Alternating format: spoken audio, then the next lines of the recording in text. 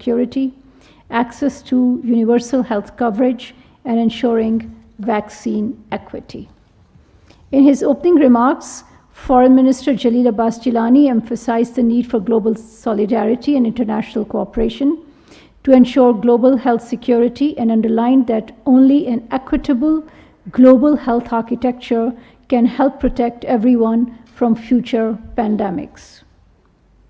In his keynote address at the summit yesterday, the Prime Minister highlighted the interdependence of nations in the face of external and internal health challenges required for a collective response.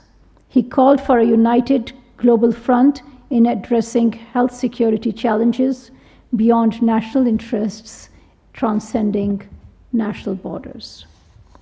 The conference concludes today with the adoption of Islamabad Declaration, which will highlight the importance of a series of actionable plans that will ensure a robust global response to health emergencies, equitable access to health care, and the fostering of a sustainable and inclusive health ecosystem.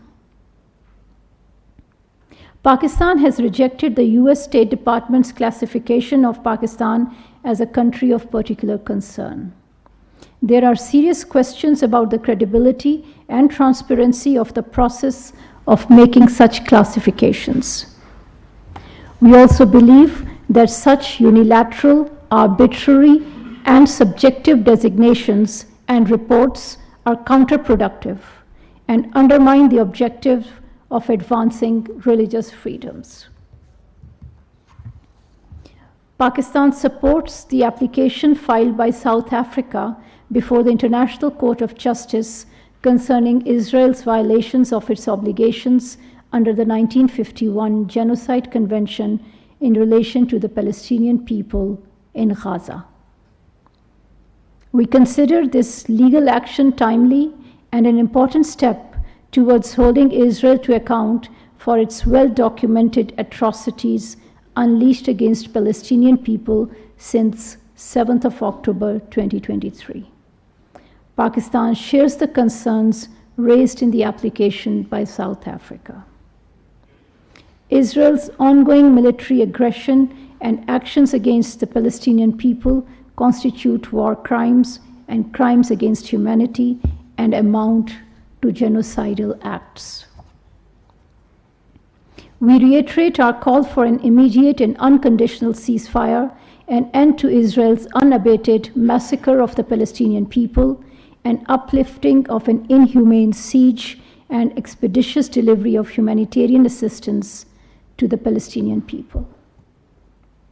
Pakistan firmly believes that the only just solution to the Palestinian question is the creation of an independent, viable, sovereign, and contiguous Palestinian state along the pre-1967 borders with Al-Quds al-Sharif as its capital.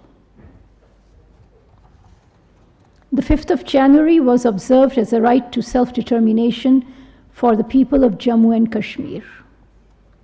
On this day, in 1949, the United Nations Commission for India and Pakistan adopted a resolution guaranteeing a free and fair plebiscite in Jammu and Kashmir to enable the Kashmiri people to realize their right to self-determination. The right to self-determination is a fundamental tenet of international law. Every year, the UN General Assembly adopts a resolution that reaffirms the legal right of the people to decide their own destiny. It expresses unequivocal support for the realization of the right to self-determination for the peoples under foreign occupation.